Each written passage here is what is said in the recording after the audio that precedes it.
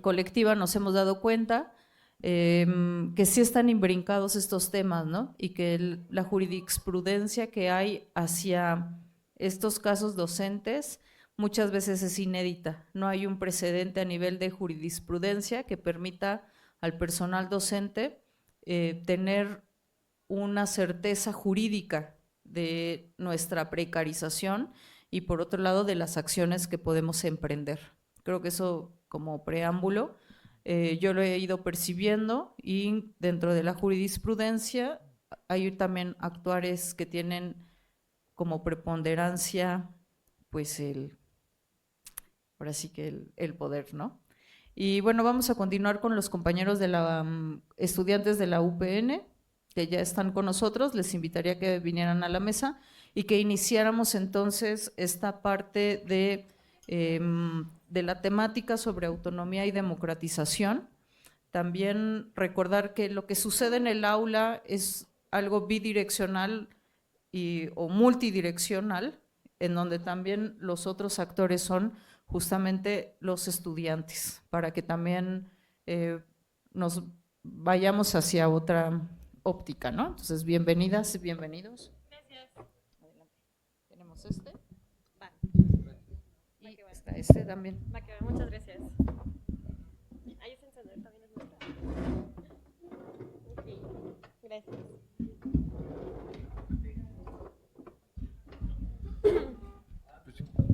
Pues si quieres recortar otra silla. Sí, es que no sé si aquí va alguien. Ajá. Oigan, ¿aquí se va a quedar el compañero o nos podemos poner aquí también? Va. Va que va.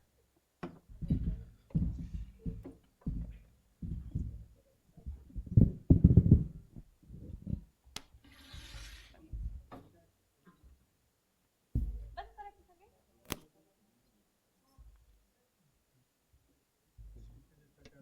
Ah, ¿tú te quieres quedarte aquí para que...?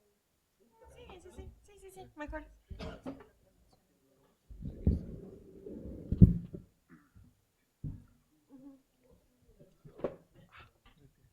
Ok.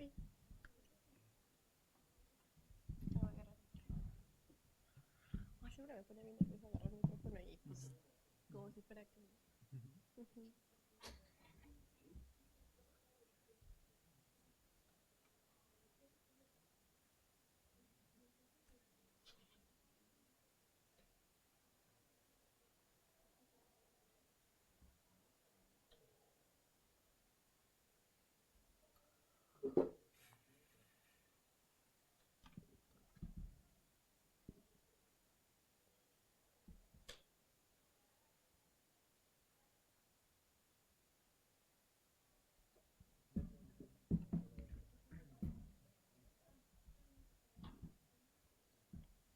Toca mi hermana en la UP en la UAM, ¿no? Porque nace es en 79 por 12, creo, ¿no? La UAM nace en el 77, ¿no? Ujú. La UAM es en el 79. Ajá. Pero la UAM aparte tiene como el tema de como histórico de la lucha del 68.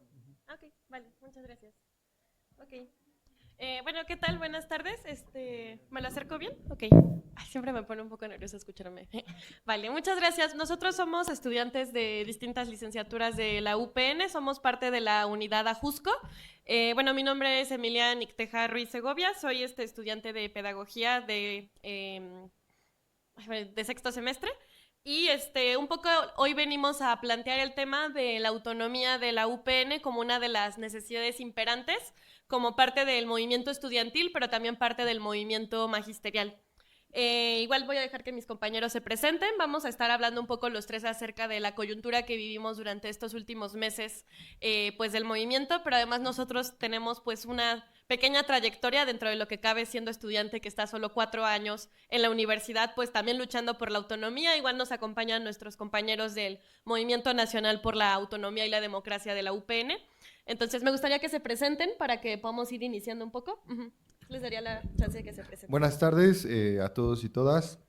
Mi nombre es Isaías Guarnero Rosas, estudiante de la licenciatura en Sociología de la Educación por parte de la Universidad Pedagógica Nacional, Unidad 092 Ajusco. Buenas tardes, mi nombre es Emilio Peña Vázquez, licenciatura en Sociología de la Educación por parte de la Universidad Pedagógica Nacional 092 Ajusco. Bueno, muchas gracias. Un poco la razón por la que venimos es que creemos que parte de las responsabilidades como estudiantes, parte de la mala asociación que tiene la UPN es pensar que todos los que egresamos de la UPN vamos a volvernos docentes. Sin embargo, sí es una de nuestras áreas de intervención como muy importantes, ¿no? Por ejemplo, los compañeros sociólogos, pues ellos no salen necesariamente quizá para ser maestros en sociología, pero pues muchas veces terminan interviniendo en esa área. Pero también creemos que parte de nuestra tarea como estudiantes es que nuestra universidad está en constante transformación y esa transformación pues la tenemos que también abarcar nosotros, ¿no? Un poco yo quisiera iniciar hablando acerca del contexto nacional de nuestra universidad. Hace rato, en otra de las plenarias, ¿cuánto tiempo tenemos para no extendernos demasiado? Vamos a tratar de ser breves. Ok, está perfecto, va. Entonces, como que cada quien como unos 5 o 6 minutos. Va, perfecto. Pues sí, un poco quisiera iniciar hablando acerca de cuál es el contexto de nuestra universidad. Ya decían hace rato del tema de la corrupción, por ejemplo, pero antes que nada, me parece muy importante mencionar que la UPN, a pesar de que muchas veces que se dice la UNAM es la universidad con mayor presencia a nivel nacional, creemos en realidad que no es cierto. La UPN cuenta con alrededor de 150 sedes y subsedes en todos los estados. Todos los estados de la República Mexicana cuentan con al menos una unidad, de 1 a 3 unidades más o menos.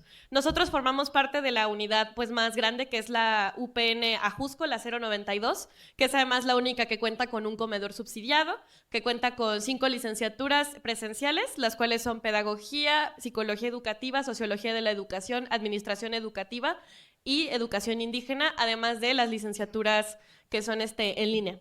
Entonces, eso es una de las características de nuestra unidad en específico. Las otras unidades que hay en la Ciudad de México pues tienen sus características muy específicas, como que algunas no cuentan con un plantel propio, sino que rentan salones, por ejemplo, y que ha sido parte de la lucha que se ha tenido pues este semestre y en años anteriores.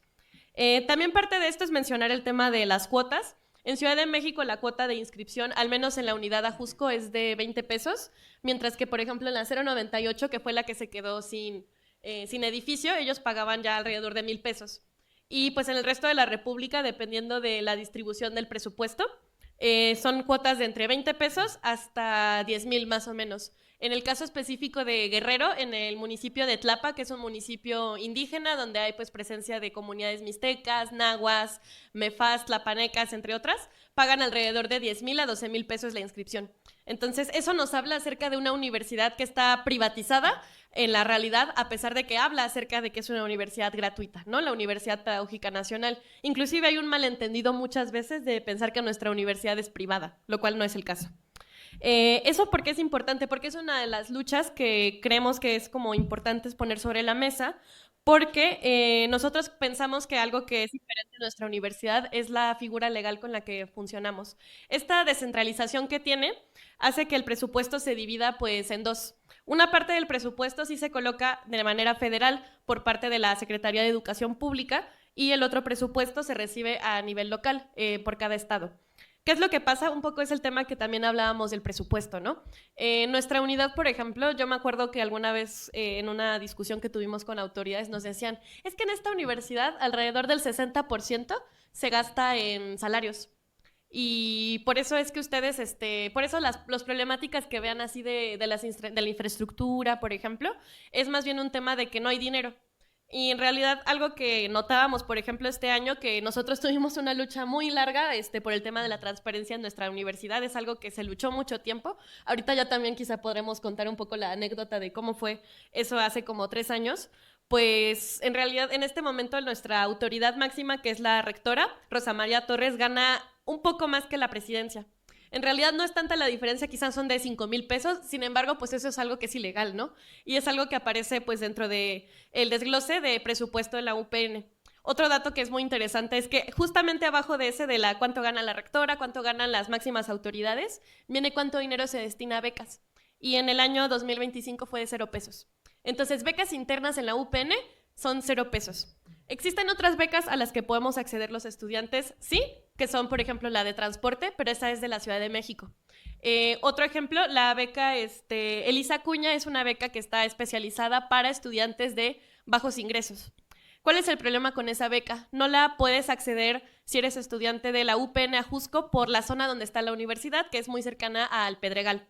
El problema es que esta beca no investiga el cuánto gana, por ejemplo, tu familia individualmente, sino que por la zona donde está tu escuela. Entonces, a pesar de que nosotros somos una escuela de 80% mujeres, siendo pues la mayoría además madres solteras, el principal ingreso en su familia, o personas cuidadoras, por ejemplo, muchos estudiantes que son de pueblos originarios, hablantes de una lengua indígena, foráneos, en realidad pues ellos no reciben, no pueden acceder a esta beca, que también no es una beca pues realmente cuantiosa, son como de alrededor de 3,000, 5,000 pesos más o menos, pero pues de todas maneras es un apoyo. Que ese apoyo no llega a la universidad, pues justamente por dónde está. Esas son algunas de las características por las que nosotros entramos en este movimiento, y cabe resaltar que nuestra unidad, que es la de Ajusco, es una pues, de las que tiene las mejores condiciones, ¿no? Nosotros contamos con un edificio propio, contamos con este comedor subsidiado, que fue una lucha que tuvieron nuestros compañeros del sector administrativo.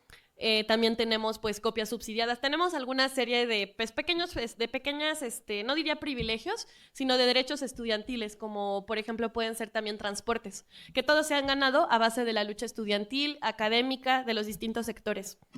¿Cuál es el problema de fondo? Que esto no es así para las UPN en general. Solo la de Ajusco tiene muchas de estas cosas. El resto de las unidades en Ciudad de México pues tienen un problema de abandono institucional muy fuerte, ¿no? Ha habido pues casos muy, muy severos, pues esto de que tenían que rentar, por ejemplo, salones para poder estudiar los compañeros de la unidad 098, o algunas otras unidades que les han cambiado sus planteles y entonces que pensaban por ejemplo, la unidad centro, a estudiar fuera de Insurgente Sur, ¿no? Este tipo de cosas habla de una inestabilidad muy fuerte porque hay muchas unidades que no tienen su propio plantel. Y esto se agrava, evidentemente, entre más nos alejamos pues, del centro de la República. Eso es otro tema que nos parecería como muy importante poner sobre la mesa. Solamente esto es como una introducción breve para pues, poder hablar acerca del tema de la UPN. Yo iría concluyendo diciendo eso, ¿no? Entre más nos alejamos del centro de la República, no solamente aumentan las cuotas de inscripción para los estudiantes de la UPN, sino que las condiciones de precarización son mayores. También pues podríamos hablar acerca de la problemática del interinato de los docentes, ¿no? Pero yo también resaltaba mucho cómo es que los estudiantes, cuando queremos transicionar de ser estudiantes a ser docentes, es esa problemática, uno, evidentemente, de las modalidades de titulación, dos, de la oferta laboral y de la precarización que estamos viviendo como jóvenes, ¿no? Que es cada vez más complejo poder acceder a un trabajo, ya ni siquiera pensamos en basificarnos, en tener una sindicalización, por ejemplo. Y ese es otro tema que tenemos pues muy pesado dentro de la UPN, que ahorita estábamos discutiendo. ¿Cuál es el sindicato?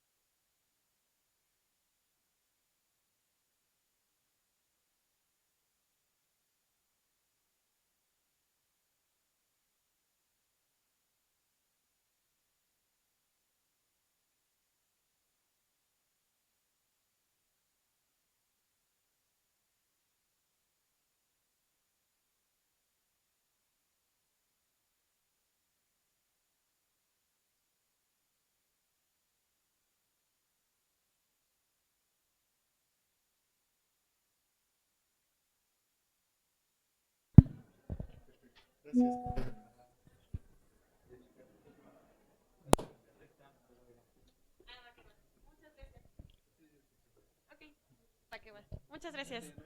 Bueno, sí, ya. Muchas gracias.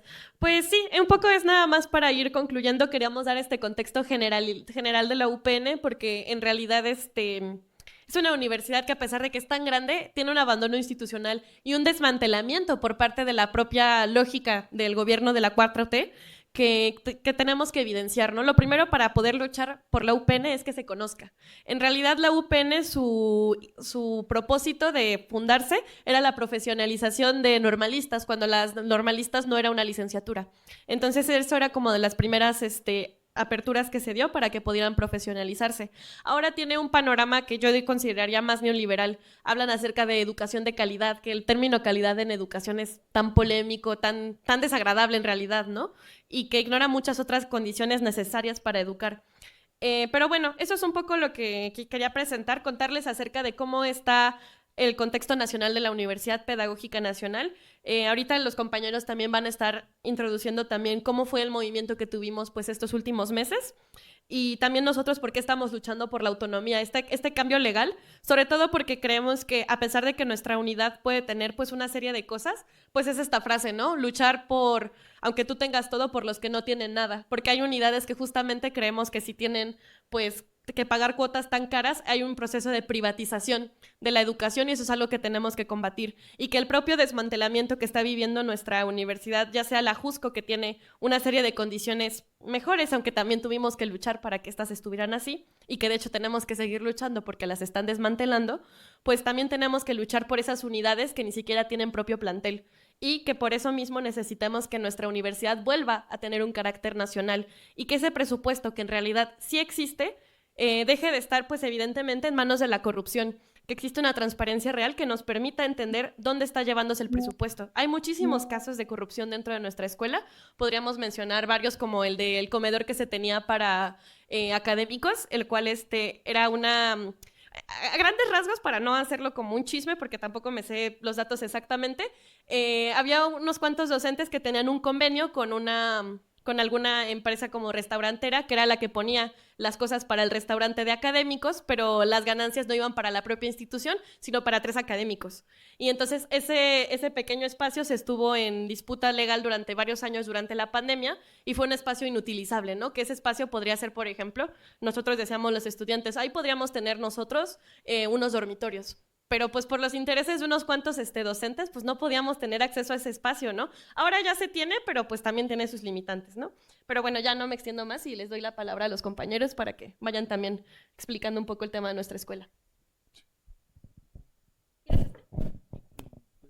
Sí.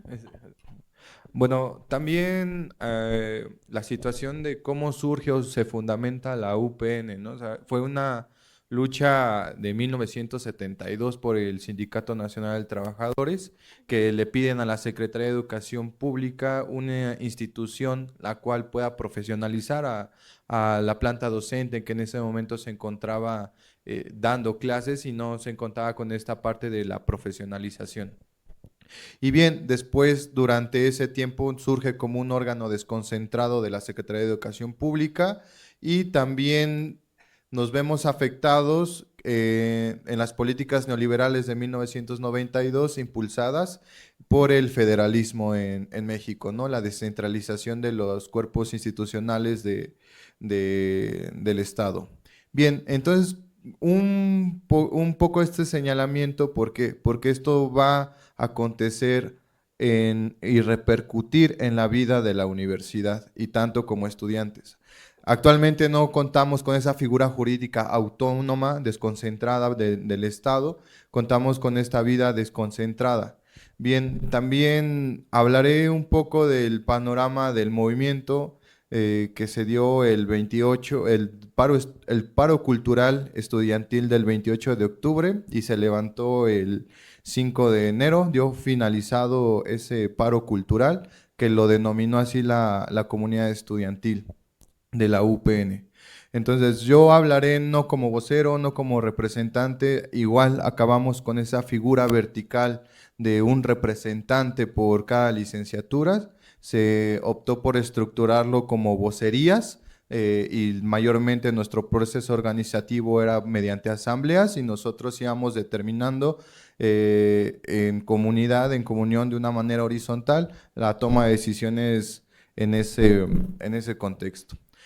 Nosotros desde el 2023 hemos luchado por una transparencia directamente en el presupuesto en las becas, a pesar de que nosotros tenemos o se incorporan becas, la UPN solamente cuenta con una beca, que no es para toda la comunidad. Ya lo comentaba la compañera, se tiene que, aparte de que no tengas materias reprobadas, en cierto tipo de condiciones, no tener más de 29 años. Esos también son condicionamientos o reglas de operación que se establece para acreditar esa beca, la cual no llega. Y el año pasado, 2025, el presupuesto que se le destinó a esa beca fue del 0% del presupuesto. No, llevamos una condición de 0 becas hasta el momento, desde 2018 hasta el presente de 2026. En ese sentido, también se nos adjudica la beca de Jóvenes Escribiendo el Futuro, pero en la condición en la cual se encuentra la UPN no es donde nosotros directamente podamos ser prioridad, porque a pesar de que en la unidad Ajusco se encuentra en las zonas del Pedregal, se considera como una... Ay,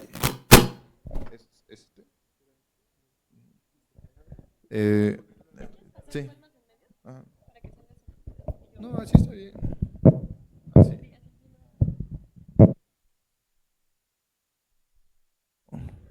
Ahí está. Ah, ya.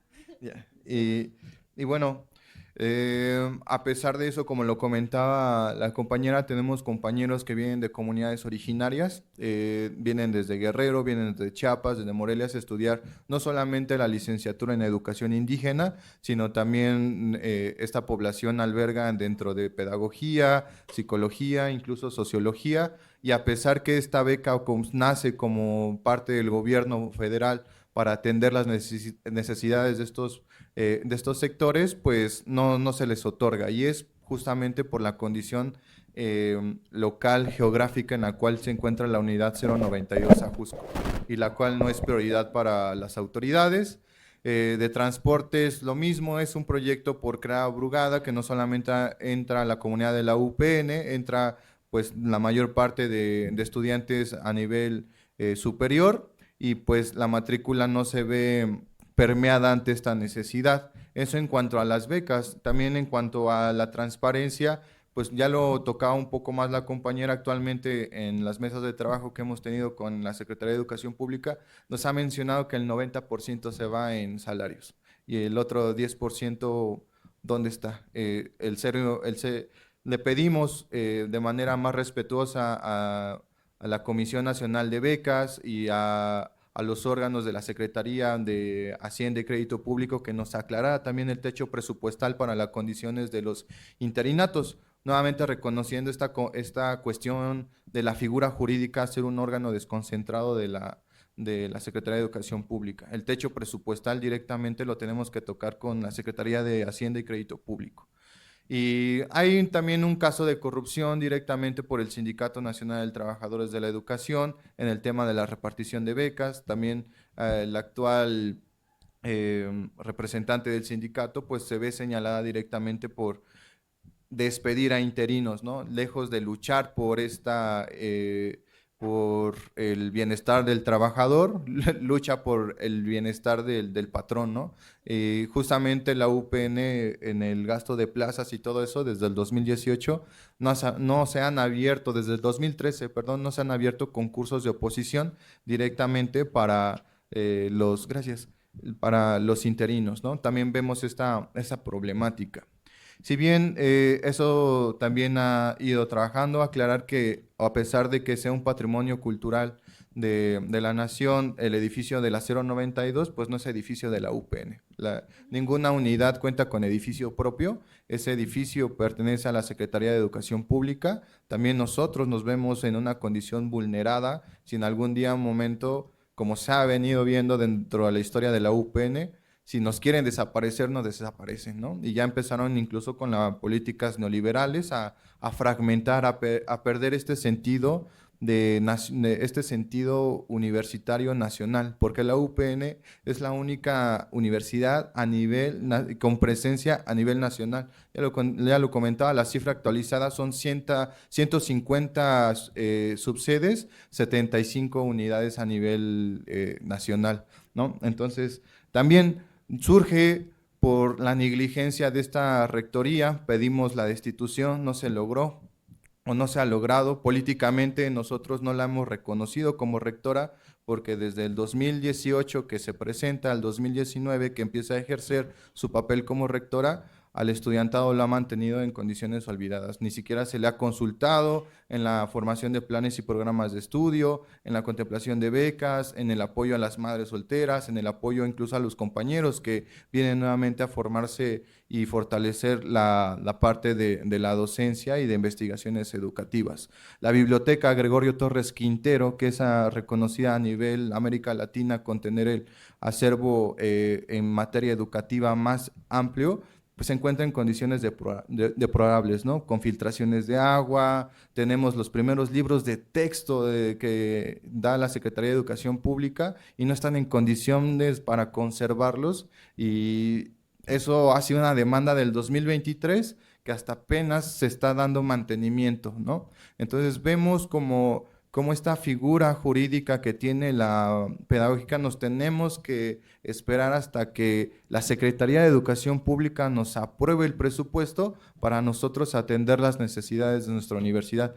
Salones sin bancas, salones sin mesas, sin proyectores, sin computadoras, son situaciones, las canchas incluso de las actividades deportivas, no todas las unidades cuentan con eso, incluso están en condiciones olvidadas. Piensan las autoridades que solamente con pintar es darle mantenimiento a las aulas. Eso en tanto las condiciones de infraestructura, ¿no?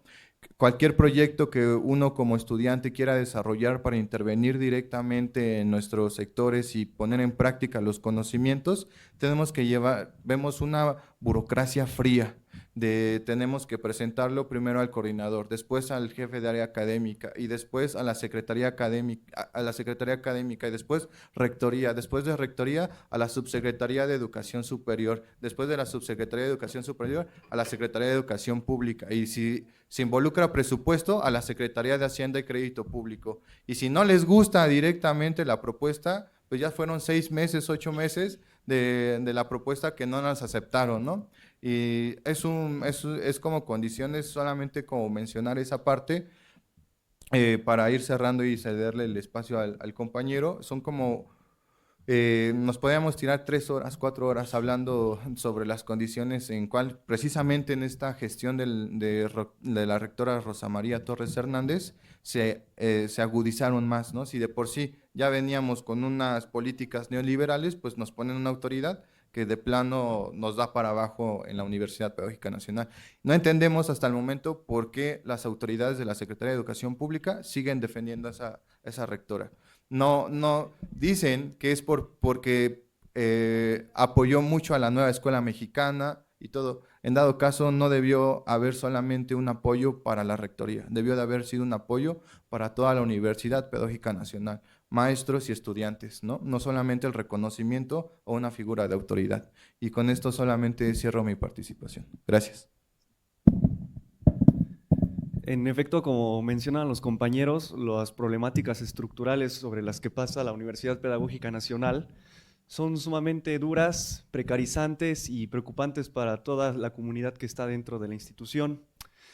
Al momento de plantearme el análisis que se lleva a cabo aquí sobre la Mesa de Democracia y Autonomía, me resultó muy interesante el poder examinar la manera en cómo tanto la Universidad Autónoma Metropolitana, que es esta casa que nos está recibiendo con mucho afecto, y por parte de la Pedagógica le agradecemos el espacio, y la Universidad Pedagógica Nacional surgen en un determinado contexto económico muy particular, que es, se podría decir, la última colita del Estado benefactor hecho por López Portillo, ¿no?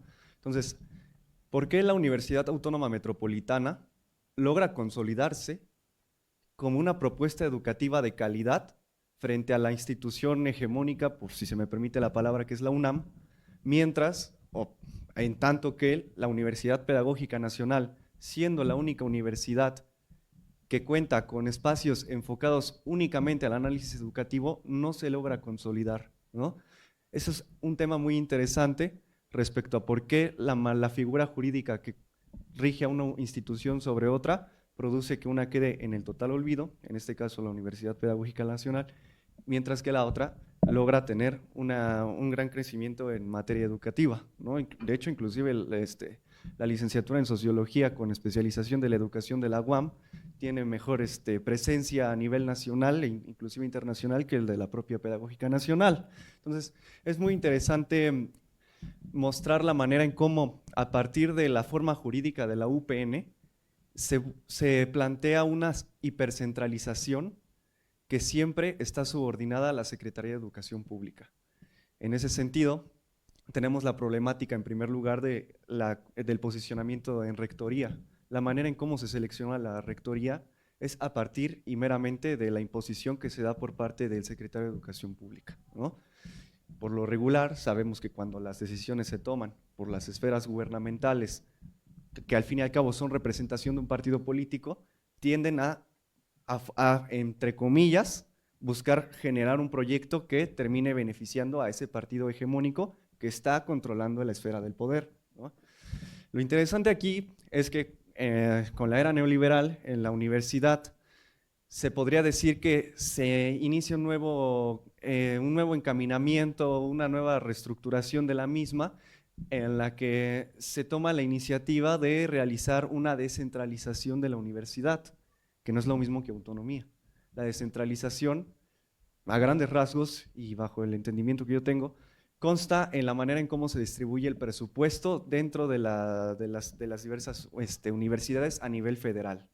En ese sentido, podemos plantear que según qué entidad federativa esté la Universidad Pedagógica Nacional, se le inyecta determinado presupuesto.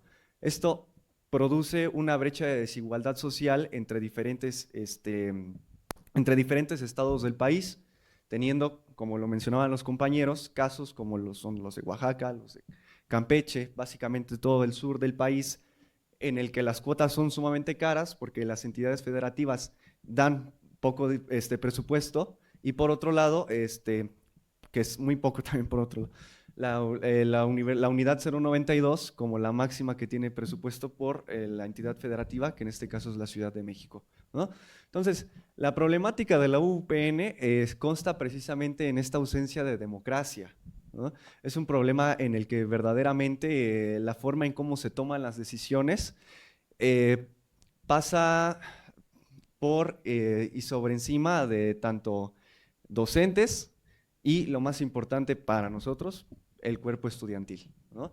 En ese sentido, la Universidad Pedagógica Nacional toma la iniciativa de comenzar a plantear una ley orgánica enfocada a la autonomía de la universidad con la finalidad de hacer más horizontales las tomas de decisiones dentro de la institución. El problema de esto es que empieza el problema con el concepto de autonomía. Dentro de la universidad tenemos a grandes rasgos dos debates respecto a qué es la autonomía. Uno, distanciamiento del pueblo, por así decirlo. Hay un libro muy lindo de Adriana Puigros, ¿no? La educación en América Latina, el tomo 1, eso es muy interesante, en que se plantea precisamente este debate. El caso de Argentina, para que se den una idea, ¿no? Y por el otro lado, autonomía como no tanto deslindamiento del Estado y por lo tanto del pueblo, sino más bien como un frente que tiene la capacidad de poder autogestionarse y tomar las mejores decisiones en tanto las personas que se involucran dentro de la propia institución. Las personas que estamos a favor de la autonomía dentro de la UPN consideramos que es necesaria precisamente por la manera en cómo el estudiantado podría participar en la toma de decisiones que se dan y la manera en cómo se distribuyen los presupuestos en determinadas cosas, incluyendo también la apertura a nuevas becas, que es una de las cosas también más interesantes, ¿no? Es muy triste ver cómo dentro de la Universidad Pedagógica Nacional la amenaza más grande a la autonomía de la misma sea el hecho de que el aumento de copias y el aumento de básicamente el comedor, ¿no? está subsidiado con 5 pesos el comedor y cuestan las copias cerca de 2 centavos, 20 centavos, perdón. Y es interesante ver cómo amenazan con la manera en cómo se distribuye el presupuesto porque se cree que la autonomía de una universidad es lo mismo que la reducción de impuestos. Y esto hay que dejarlo bien en claro. La reducción de impuestos se hizo con la descentralización de la universidad, ¿no? No es a causa, la descentralización de la universidad es lo que propicia precisamente que en este momento las diferentes unidades estén en disparidad económica y que por lo tanto que la 92 es la más representativa de todas por la arquitectura que tiene y un sinfín de cosas que se hacen dentro de la escuela, tenga una biblioteca en la que se están cayendo precisamente las paredes, ¿no? Y hay un montón de libros que tienen literalmente plásticos arriba, porque cuando llueve se inunda totalmente horrible la biblioteca y no se puede hacer absolutamente nada por la ausencia de autonomía. Porque la universidad está, la biblioteca tiene un tema con esta institución que se me está yendo el nombre, con la UNESCO y la institución, la de UNO y de Cultura, que propicia que la burocratización no pueda tocar el mantenimiento de ese tipo de edificios o ese tipo de espacios, ¿no? Entonces, es muy interesante ver cómo la universidad tiene este problema de centralización, pero por el otro lado, que en este momento el partido, el gobierno, que en este momento está siendo representado por Morena, construya nuevas universidades y que dentro de esas nuevas universidades se estén proponiendo las nuevas pedagogías, ¿no? La nueva escuela mexicana, y que por otro lado, precisamente como la Universidad Pedagógica Nacional tiene este pensamiento crítico que no necesariamente tiene que estar a favor de una propuesta pedagógica dada del gobierno, quede ahora sí totalmente en el olvido, ¿no?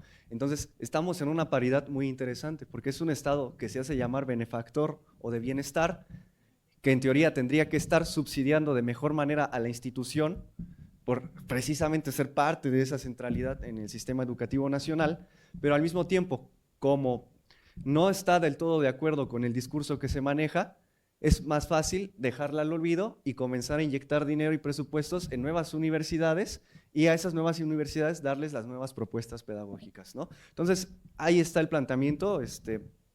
Muchas gracias por el aporte, cedo el micrófono y seguimos dialogando.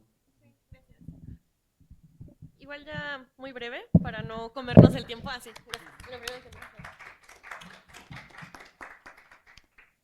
Pues ya nada más siendo muy breves, pues un poco qué es lo que proponemos, ¿no? O sea, creemos que una de las cuestiones importantes es la autonomía, pero con las características que ya le damos, ¿no? La autonomía, pues, de esta figura que ya no esté descentralizada, sino desconcentrada.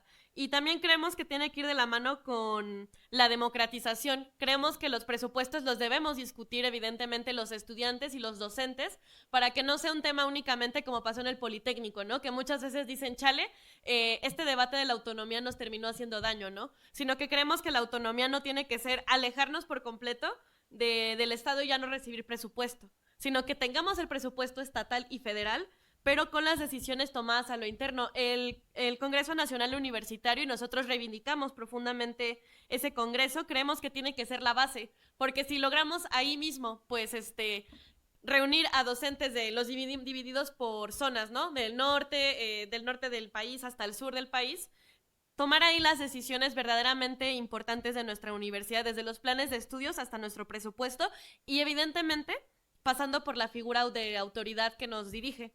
En realidad el tema con Rosa María Torres, que es la figura que hemos tratado de destituir, no solamente nosotros como estudiantes, sino los tres sectores académicos, administrativos, estudiantes, y no desde este año, sino desde que está en el sexenio de López Obrador.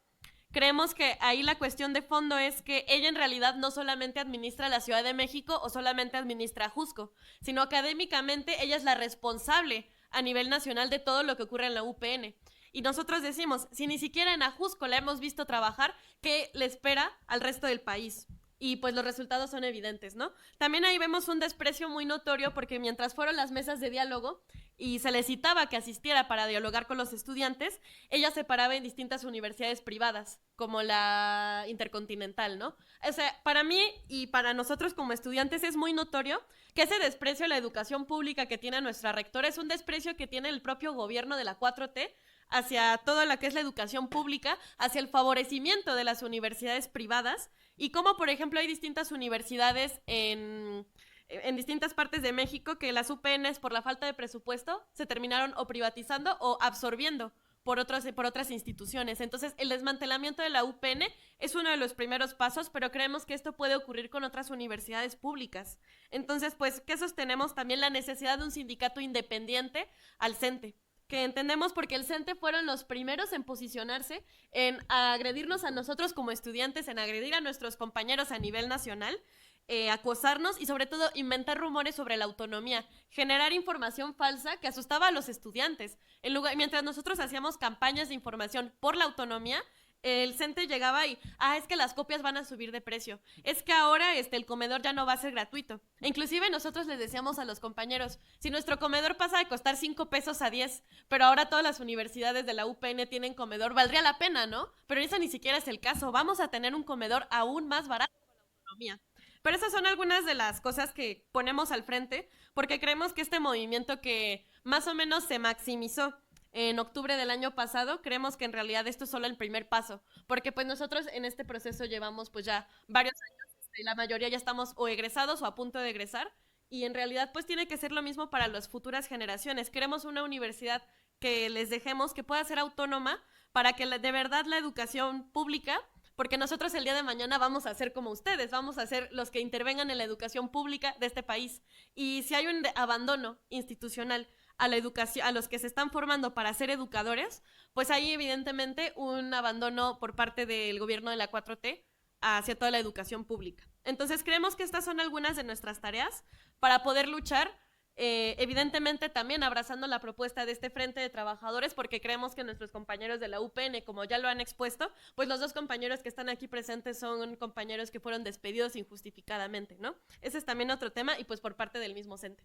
Entonces son cosas que tenemos que tenemos que reivindicar con los compañeros, porque pues el día de mañana esos vamos a hacer nosotros también, ¿no? Si queremos ingresar a nuestra propia institución, pues ya sabemos que no la vamos a tener fácil, ya sabemos que los estudiantes que estuvimos por la autonomía no vamos a tener fácil entrar a ninguna institución, mucho menos a la nuestra propia, pero son tareas que tenemos que hacer, porque si no, lo que sigue es el desmantelamiento, y nuestra unidad, que es la que cuesta más barato, va a ser de pronto otra unidad privatizada.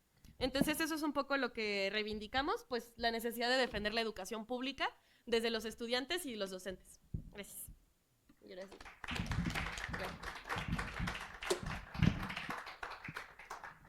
Muchas gracias a los compañeros estudiantes. Creemos que en nuestra lucha docente, y ya se mencionó en varias ponencias, la participación estudiantil es necesaria, es indispensable. Y es necesario que forjemos estos lazos entre nuestros estudiantes para que también puedan comprender cuál es la situación que padecemos sus docentes, y por lo tanto puedan entonces ellos tener más elementos para poder demandar lo que requieren, que es una educación de calidad, una educación inclusiva y una educación que los prepare para poder enfrentar los principales retos que tenemos como sociedad. ¿Tienen alguna pregunta en específico para los compañeros? Hay dos por allá.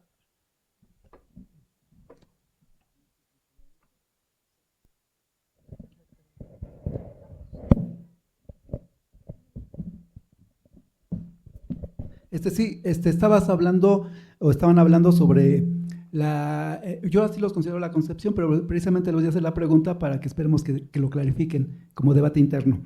¿Qué corriente está ganando al interior de su movimiento? ¿Por una universidad autónoma independiente o por una universidad autónoma codependiente? Ninguna. Están en contra de la autonomía. Les comento porque todas las autonomías son codependientes. Nadie puede ser independiente porque tienen el recurso público, ¿sí? Todas las educaciones, todas las universidades públicas son públicas porque se mantienen por el erario público, que se mantienen de nuestros impuestos. Por eso les hago estas dos preguntas para que se clarifique, porque ese es el debate que hay. Hay una confusión entre autonomía e independencia. Sí, gracias. Ujú. Sí. Bueno, yo me quería referir más que todo a la intervención de los profesores de la Escuela Nacional Superior, no, la Normal Superior. En ese sentido, yo creo que, como lo planteó el compañero, por naturaleza, los profesores somos investigadores, según los cánones, ¿cómo se llama? Pedagógicos, ¿no? No podemos. Lo que pasa es que somos instrumentos, nada más los profesores. Como lo dijo el profesor, somos operarios, nada más. Operamos lo que nos dicen desde arriba. Y eso pasa también en la educación superior. Somos instrumento. Eso hay que tenerlo claro conscientemente. O sea, no somos sujetos del cambio pedagógico. O sea, nos utilizan. ¿Sí? Eso en toda la educación nacional, que yo, y más de los profesores de asignatura, ¿sí? Somos instrumentalización, nada más. Entonces, ojalá fuéramos profesores investigadores, porque tenemos que serlo. Cuando damos las clases como docentes, pues tenemos que investigar sobre el tema que vamos a dar, ¿no? Entonces, eso a las autoridades no les interesa la academia, ¿sí? Como lo dije ayer, les interesa solamente administrar las cuestiones de evaluación, nada más, de control, de instrumentación. Eso es lo que hacen ¿cómo se llama? Las autoridades. No somos, como dice Gramsci, ¿sí? No somos los intelectuales orgánicos, ¿sí? Del cambio. Entonces, ese es el problema que yo veo. Y bueno, no puede haber una investigación independiente si no hay un colectivo, ¿sí? Porque, ¿qué pasa? Estamos fragmentados, pero no porque quisiéramos nosotros, sino el propio sistema, como lo planteó el compañero Gallegos. Estamos en un sistema perverso, eso hay que decirlo, no sé quién lo decía el profesor, sí, son perversos las autoridades, tratan de sujetarnos. Entonces, yo creo que estamos en esa estratificación en todas las universidades, ¿no? Bueno, en la educación hay profesores de primera, segunda, tercera y de cuarta, y los de asignatura. Entonces, yo creo, compañeros, que hacer conciencia que somos los profesores académicos, maestros y docentes, ¿sí? ¿Somos profesionales? No somos profesionales, no porque no queramos, sino porque las autoridades no le apuestan a la profesionalización. Allí estamos en ese sentido. Entonces, compañeros, no queda que organizarnos, ¿sí? Entonces, yo sí planteo el frente, ¿sí? El frente de docentes precarizados, con esta idea de los considerandos, pero que tenemos propuestas, hay propuestas, y hay que reivindicar el trabajo decente, que lo plantea la Organización Internacional del Trabajo, ¿sí? La dignificación del trabajo que no hemos hecho, y la profesionalización del trabajo docente. Entonces, yo planteo en ese programa, un programa de estabilidad a todos los profesores de asignatura, ¿sí? O sea, tenemos que plantearle al gobierno federal que necesitamos un programa de estabilidad de todos los profesores de asignatura de todas las universidades. No podemos permitir que sigamos en esta situación en la que estamos, ¿sí? Entonces, eso es lo que yo planteo. Y la otra, ya más particular, es hacer lo que dijo el compañero, la alianza, estudiantes, profesores y trabajadores administrativos. No queda. No podemos ganar si no están estos tres sectores como lo han hecho ustedes, la universidad y otras. Y la otra, ya para terminar, perdón, Más o menos. es la reinstalación de todos los profesores despedidos por motivos políticos. Aquí habemos varios y varias profesores que estamos despedidos. Entonces, compañeros, por favor, sean solidarios, sean compañeros de nuestra desgracia. No queremos ser víctimas en ese sentido de esta situación, de los que luchamos por nuestros derechos, nos corran en ese sentido. Apelamos a ustedes, a este foro. Y muchas gracias.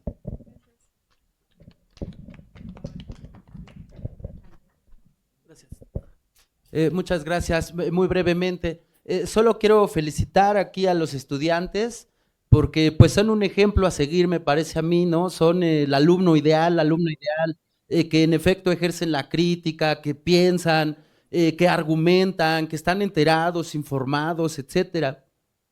Yo en varios lugares en los que he estado, UPN, les quiero platicar sobre la autonomía, el proceso del CNU, etcétera, y no están interesados muchas veces, ¿no? O la pregunta a veces es, ¿y a mí en qué me beneficia? Dices, ahí está el neoliberalismo, no el individualismo completamente. Le digo, justo de eso se trata, de escapar y de concebirnos más de manera comunitaria y concebir al otro y no solo a uno mismo. Dicen, bueno, es que yo estoy interesado en mi plaza. Pues ya el día de mañana es lo mismo, les digo, ¿no? O sea, estamos en la misma situación. Entonces hay una inmediatez, ¿no? No alcanzan a comprender estos alcances, ¿no? A veces el argumento, no, la autonomía no conviene, pero no dan ningún tipo de argumento y se lo creen. Entonces dices, ¿qué tipo de personas, qué tipo de alumnos se están formando en la universidad si cualquier tipo te da cualquier opinión y tú te la crees y no eres capaz de criticar, no eres capaz de informarte, no eres capaz de leer, de participar? Las unidades están completamente despolitizadas, no saben cómo participar, no saben qué hacer. Digo, para empezar, infórmate, ve a tus compañeros, mira, ve estas conferencias, participa, y es muy difícil, pues, en realidad lo que se están, en un sistema educativo tradicional, lo que están formando son sujetos pasivos, obedientes, sumisos, con falta de crítica, y les digo yo, oye, tienes que criticar, participa. Nicté hace rato me pasó este periódico de Juventud Revolucionaria, Garle, igual pueden participar. Y como maestro dice, no estamos acostumbrados a eso, no sabemos qué hacer. Y se supone que la nueva escuela mexicana, digo, tú tienes que formar estudiantes desde pequeñitos, desde niños y en todos niveles, sujetos críticos. Si tú no lo eres, ahí está, no se está logrando el objetivo de egreso. No lo puedes hacer tú si tú no lo eres. No le puedes exigir al niño que piense que sea crítico si tú no lo haces. Entonces, felicidades, seguimos informando sobre la autonomía contra toda esta desinformación que hay, ¿no? Que son argumentos, perdón, muy baratos o muy escasos. Gracias.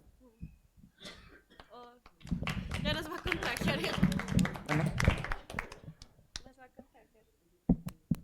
Gracias. Nada más hay 2, 3 cuestiones ahí muy concretas. Primero, para los compañeros, bueno, gracias por compartir su experiencia. En su momento, algunos docentes de la Normal Superior de México, que también nuestros estudiantes estaban en paro, fuimos a hacer el saludo solidario con ustedes, justamente para buscar algo que se ha mencionado el día de ayer y hoy, o sea, buscar ampliar los lazos y que las luchas no sean luchas aisladas, ¿no? Porque son luchas que tienen que ver con la defensa de la educación ante los embates gubernamentales, neoliberales, contra ese sector, contra el sector educativo.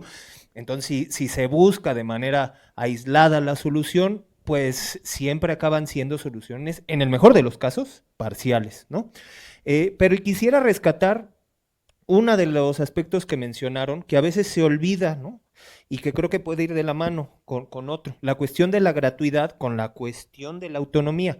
Aquí hay compañeros que se forjaron a la luz de la huelga más importante de los últimos años en nuestro país, la huelga de la UNAM. Algunos otros nos forjamos en las generaciones poshuelga, cuando todavía el movimiento era bastante fuerte, se tenía que enfrentar mucho al porrismo y a las autoridades, pero la bandera que enarbolábamos indistintamente era la bandera de la educación pública y gratuita, ¿no? Y uno se queda con eso, porque viene, pues efectivamente, de la UNAM. Cuando uno ve las condiciones en otras instituciones y en instituciones del interior del país, ve que la gratuidad ahí sí ya no existe, ¿no? Un caso también de mi propia experiencia, no solo me formé en la UNAM, sino posteriormente la UABC, una de las universidades más corruptas que hay. Ahí, lo que decía en la mañana el compañero, que la UPN es la más antidemocrática, yo le diría, no te quieras quedar con todos los créditos, compañero, ¿no? Los que conocemos la UNAM y los que conocemos la UABC, pero en el interior del país, pues quien haya estudiado en otra sabe que la corrupción está a todo lo que da, y ahí la gratuidad no existe, ¿no? O sea, ahí es universidades sí que viven del erario, pero que además le cobran a sus estudiantes. Vean cómo es el caso de la UABC, que hacen un sorteo en el que obligan a los estudiantes a vender los boletos, pero además hay cuatrimestres, no las conozco todas, pero que se llegan a pagar hace 2, 3 años que yo estudié allá, hasta 14,000 pesos el cuatrimestre de una universidad pública, ¿no? Y entonces ahí yo como un ex estudiante de la UNAM decía, esto no para hasta que haya una organización estudiantil y o de docentes amplia y fuerte que les ponga el alto a estos corruptos. ¿Y por qué yo decía que va de la mano de la autonomía? Pues justamente por algo que se ha mencionado incipientemente, la autonomía así a secas, pues hace que se encumbre una clase dirigente corrupta a todas luces, como ha sucedido en la UNAM, que es un poco las que más se ha documentado hace algunos años, ustedes recordarán, con la compra de botes de basura y ceniceros de miles de pesos, ¿no? O sea, si para eso sirve la autonomía, con lo que decía ayer el compañero, pues bendita autonomía, ¿no? Si para eso la queremos, no, tiene que ser una autonomía justamente para fortalecer la educación pública, gratuita y a los sectores más desfavorecidos, ¿no? Entonces sí, yo les diría, sí, pues, qué bueno, hay que buscar la autonomía, pero poniéndole trabas a esos mismos corruptos que se encumbran en esa autonomía para hacer, citando a, perdón, sí, o sea, pero, o sea, que hacen lo que, perdón la palabra, lo que su chingada gana les da, ¿no? Con la autonomía. Y por último, nada más respondiendo de lo que yo hablaba hace rato y lo que comenta el profe Facundo, sí, pues la idea en esta propuesta es justamente que todos podemos hacer investigación, ¿no? El problema es que no tenemos las condiciones materiales para hacerlas, ¿no? Y pues nada más sería mi comentario. Gracias. Gracias.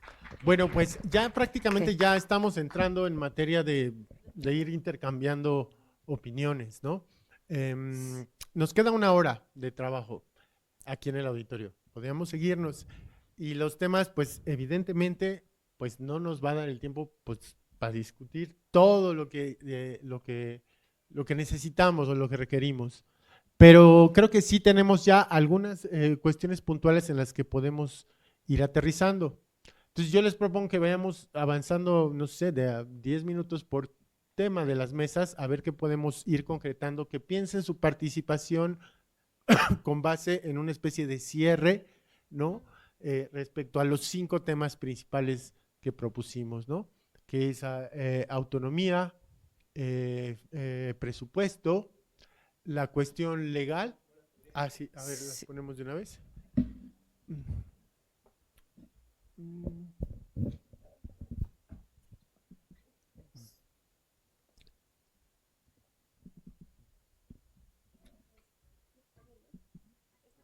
Ok, tenemos en la primera precarización laboral en las instituciones de educación superior, rutas legales como solución, ya ayer nos habían mencionado algunas, derecho humano al trabajo y seguridad laboral. Y aquí, bueno, pues los estudiantes tendrán mucho que decir, ¿no? Sobre qué van a hacer ahora que sean licenciados. Autonomía y democracia, presupuesto y redistribución. Entonces, creo que sobre estos 5 ejes podemos ir armando un documento sencillo, pero fuerte, que convoque a los demás colegas a romper ese miedo y que a lo mejor convoquemos a trabajar por un tercer encuentro o ya sería un primer foro de este frente el nombre ahorita pues lo acordamos, hay una propuesta interesante por acá. Y empezar a darle, que este comunicado vaya dirigido pues también a los principales poderes del Estado, que tendría que ser la presidenta, yo creo, la Suprema Corte y la Cámara de Diputados, quienes están encargados de pues la cuestión legal, la cuestión presupuestal y la cuestión operativa, que sería prácticamente la ejecución.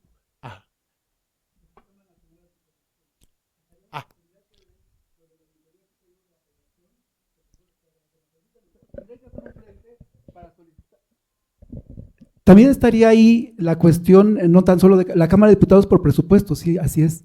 La Secretaría de Educación Pública por la cuestión interna, el problema político que se maneja al interior de las universidades. Pero el tema de la corrupción, que es el meollo del asunto aquí, o sea, ¿por qué son feudos las universidades? ¿Sí? ¿Por qué no quieren hablar de autonomía? ¿Sí? ¿Por qué quieren seguir siendo parte del apéndice de la administración pública? ¿Sí? Precisamente, entonces, por la corrupción, entonces tendríamos que hablar de un frente de acción ante la Auditoría Superior de la Federación para solicitar auditorías, son entes públicos, auditables, ¿sí? Y se tendría que hablar de denuncia por parte de los universitarios ante casos de corrupción, y los casos de corrupción es echarse un clavado a la Auditoría Superior de la Federación, ¿sí? Donde año con año se publica los casos de corrupción, ¿no? Y ayer se lo comentaba, hay situaciones de corrupción, por ejemplo, en la UAM, ¿sí? Que están no tan solo documentados, sino que están ante la Fiscalía de Anticorrupción, ahí están durmiendo el sueño de los inocentes. Entonces, ahí hay una ruta para que ustedes, como universitarios afectados, se tienen que declarar afectados, ¿no? Porque si no, pues no nos sirve. Entonces, para que le den seguimiento ante las fiscalías de los casos de denuncias ya en firme, ¿sí? ¿Cómo van? ¿Ya van a regresar el dinero? ¿No lo van a regresar? Los van a meter a la cárcel a los delincuentes corruptos.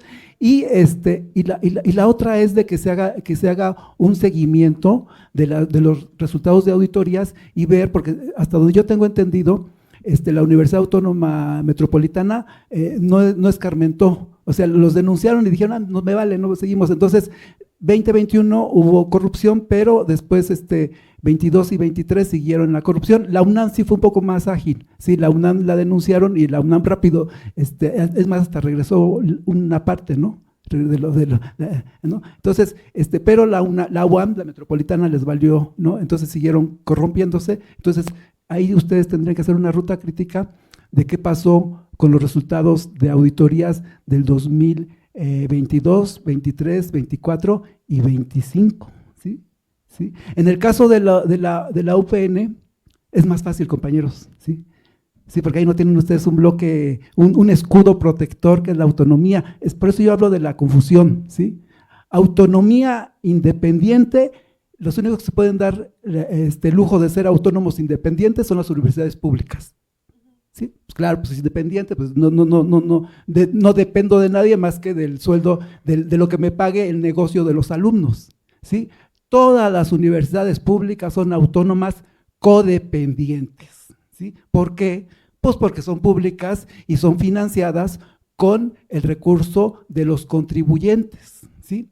Y entonces ahí también tienen que hablar de la cuestión, yo aquí tenía 5 líneas de acción, ¿se las puedo decir? Si me permite, ¿sí? Tendríamos que hablar rápidamente, tengo 7 líneas de acción. Autoritarismo, régimen de gobierno autoritario, que es una cuestión que nos lleva al mal uso del servicio público en la educación superior. Entonces ahí es un tema de corrupción, el mal uso del servicio público es un tema de corrupción que se puede denunciar, ¿sí? Corrupción, que son 3 cosas: desvío de recursos públicos, dispendio y mal uso del servicio público, ¿sí? El desvío de recursos públicos, pues se puede denunciar ante la Fiscalía también y se puede solicitar a las auditorías para que lo investiguen. El dispendio es un poquito más complicado, ¿sí? Y el dispendio se va a ver en las obras suntuarias, ¿sí? En los inmuebles que incluyen los vehículos, por ejemplo, ¿no? Suntuarios, y también tiene que ver con la cuestión del, el dispendio tiene que ver con la cuestión de salarios excesivos. Si la burocracia tiene salarios excesivos que no concuerdan con los salarios base de los profesores. Ahí tienen que hacer una investigación, compañeros. Hay una ruta de crítica que tendría que documentar, y así se los dejo, yo hablé con el compañero, tendrían que hacer el costo, cuánto nos cuesta a los contribuyentes, así voy a hablar para que se entienda mejor, cuánto nos cuesta a los contribuyentes la hora servicio del rector. Sí, sí, claro. ¿Cuánto nos cuesta a los contribuyentes la hora servicio de los funcionarios públicos, secretarios, abogados, contralores? Aquí hasta tienen magistrados los de la UNAM, no sé por qué existe, porque tienen un tribunal universitario, ¿no? ¿Cuánto nos cuesta? ¿Sí? ¿Y cuánto nos cuesta la hora de los investigadores, de la hora de los profesores? Además de que hay A, B, C y D, ¿no? Y hay no sé cuántas subclasificaciones, ¿no? ¿Cuánto nos cuestan esas horas? Y ahí se daría el contraste, y ahí se vería reflejado el dispendio y la mala distribución. Y ese dispendio y mala distribución, ¿para qué nos sirve esto? Pues para ir a la Cámara de Diputados y decirle a la Comisión de Vigilancia de la Auditoría Superior de la Federación y decirle a la Cámara, a la Comisión de Educación, mira, tenemos un problema de dispendio y mala distribución en las universidades públicas. Es un asunto político que no se va a tener que ver reflejado en el debate y en la normalización de eso, en la regulación de esto, ¿sí? Y por otro es el tema de la disfuncionalidad de los sindicatos, ¿sí? La disfuncionalidad de los sindicatos es un debate interno que lamentablemente tiene que ser interno, ¿sí? O sea, y yo se lo voy a poner así, soy más concreto, ¿sí? La pregunta que se tienen que hacer es, ¿qué sindicato, de los sindicatos que están, qué sindicato me sirve? ¿Qué sindicato me defiende? Porque primero los sindicatos son defensores de los trabajadores, que en México se convirtieron, el charrismo en México no es otra cosa que se convirtieron en los intermediarios del patrono, y otros francamente se convirtieron en porristas del patrono, ¿sí?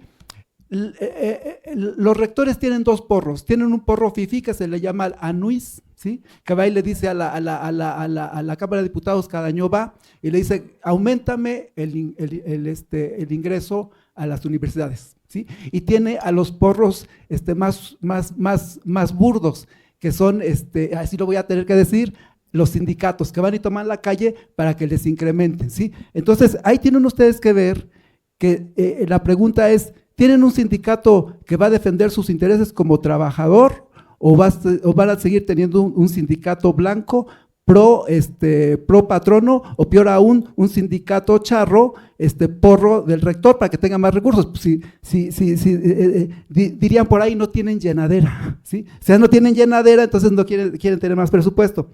Y por otro, el manoseo de la concepción de la autonomía, yo creo que sí tienen ustedes que entender, vuelvo a insistir, y yo creo que sí se tendría que hacer un análisis bien, ¿sí? O sea, yo se los digo, se los dejo así, yo voy por la autonomía, ¿sí? Y aquí la pregunta, para que empiecen ese análisis, ¿sí? Es, universitarios, ¿han ejercido la autonomía? O sea, autonomía no es otra cosa que hacer leyes a sí mismo, ¿no? Se supone que hay consejos universitarios, ¿no? ¿Quién va a hacer las leyes? ¿Quién va a hacer los reglamentos? Pues un consejo universitario o un colegiado. Levánteme la mano, ya que los que están aquí, ¿quién ha hecho leyes o reglamentos o propuestas de reglamentos para su universidad? Ah, bueno, mira, 1, ¿sí? Qué bueno. 2, ¿sí? Ah, bueno. 3, y las han debatido correctamente al interior del consejo y se han votado, ¿sí me entienden? ¿Sí? Se han hecho debate para que pasen al interior del consejo y se voten por parte del consejo. Eso es la cuestión concreta y fina. O sea, y la cuestión de la domesticación y la inmovilidad, ya por último, ¿sí? La cuestión de la domesticación es que debe de haber debate porque lo voy a decir así para que a ver si se entiende, se están tragando todo el discurso de los rectores. Entonces, cuando yo les comentaba que el año pasado fue un grupo de universitarios a la Cámara de Diputados con la diputada Inés Parra Juárez, yo era el asesor, fue las quejas y los lamentos, ¿sí? Y luego cuando decía, ¿pero qué estás haciendo? Ay, es que no lo puedo hacer porque voy a afectar la autonomía. Entonces la diputada les dijo, compañeros, ustedes están domesticados, ¿sí? Si ustedes están domesticados porque no pueden hacerlo.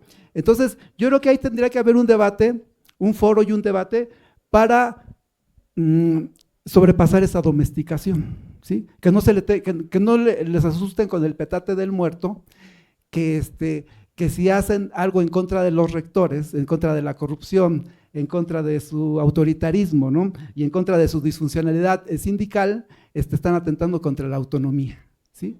Aquí yo creo que el debate que tiene que hacer es, y la pregunta será, la autonomía no se teoriza, la autonomía se ejerce.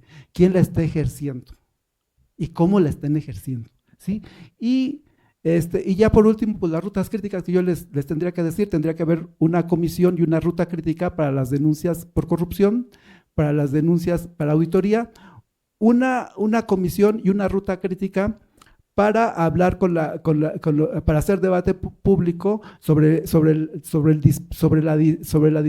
la cuestión de el presupuesto interno, que lo manejan de manera dispar, ¿no? O sea, altos sueldos, sueldos muy estratosféricos, sueldos muy bajos, que lo tendrían que discutir en la Cámara de Diputados, ¿sí? Porque es un asunto político. Y por último, pues el tema de sus sindicatos, ¿sí? Aplazar, yo creo que una de las rutas tienen que ser por el aplazamiento. A ver, cuando yo estuve oyendo todas las lamentaciones, me preocupó que todavía los compañeros estaban diciendo, como en la época feudal, lo que diga usted, señor, ¿sí? Vengo a rogarle a su majestad que se me pueden cambiar esto, ¿sí? Y su majestad, el secretario de Educación Pública, ni caso omiso, ¿sí? Vengo a rogarle a su majestad, el rector, que me mandó a la secretaria y me mandó a un menor y no me hizo caso y que nunca me va a hacer caso y que me lo voy a brincar. Entonces, yo creo que sí es necesario que hagan acción política contundente, ¿sí? Que sean ciudadanos, que ejerzan en esas rutas críticas 3 cuestiones fundamentales, si no, no funciona, ¿sí?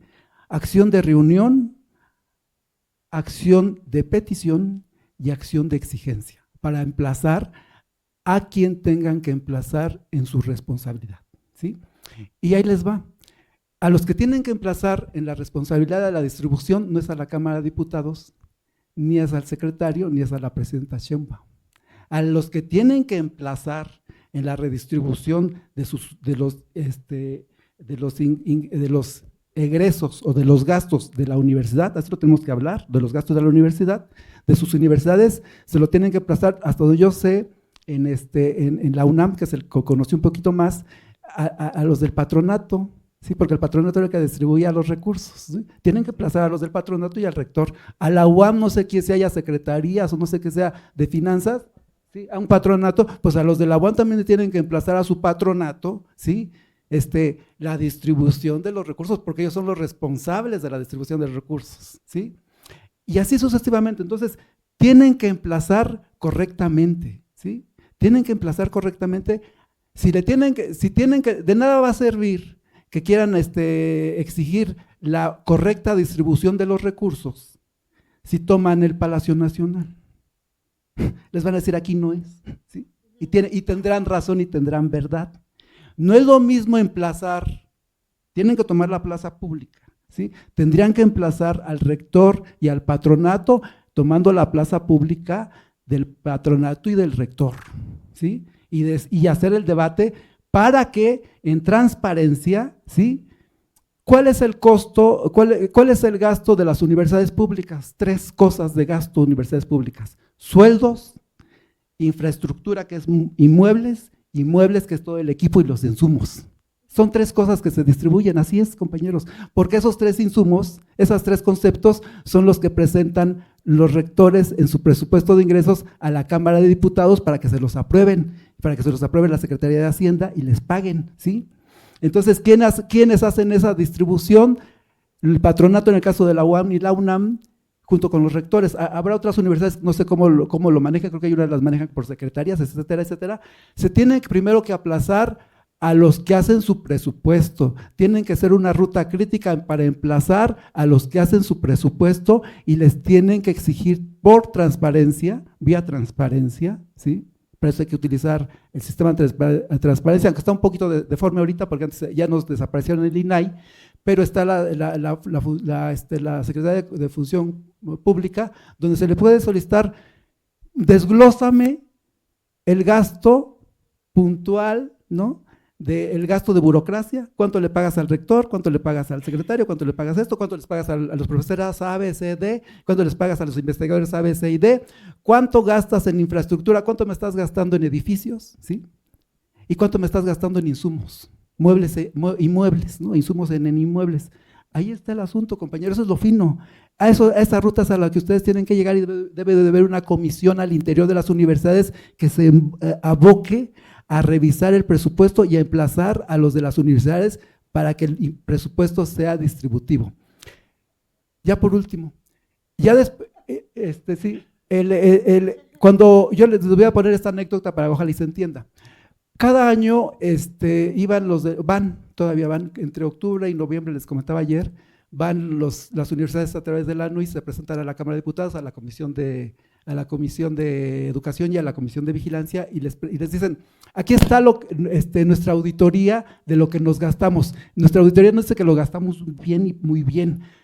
Les pedimos que nos den más. Así llegan, ¿sí? O sea, como nos los gastamos bien, denos más.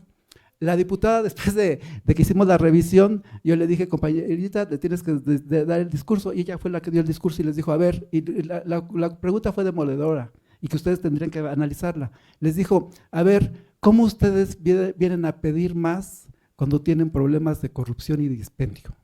¿Sí? Así les dijo la diputada, les dijo, primero corrigen su corrupción, primero corrigen su dispendio y ya después vienen a pedir más, ¿sí? Porque si les damos más recursos con su corrupción y dispendio, ¿a quién van a beneficiar? ¿El incremento salarial? La pregunta es de que si hay un incremento mayor, si llegara a haber un incremento de 10% para el 2027, porque ahorita ya el del 2027 ya está, pero si llegara a haber un incremento para el 2027, la pregunta es, con el dispendio y la corrupción, ¿les va a llegar a ustedes, profesores? ¿Va a haber en verdad un incremento de su salario? ¿Va a haber en verdad una mejora de la infraestructura y del equipo? No, pues porque el problema es la corrupción. Entonces, tienen que atacar eso, compañeros, y yo creo que esas son las rutas que tendrían ustedes que ver. Y las rutas son otra cosa que acción política de reunirse, ¿sí? Y acción administrativa de pedir y acción política de emplazar, ¿sí? No hay más, no hay más. Gracias. Bueno, me parece, ahorita antes de dar la palabra, creo que tenemos que ir cerrando.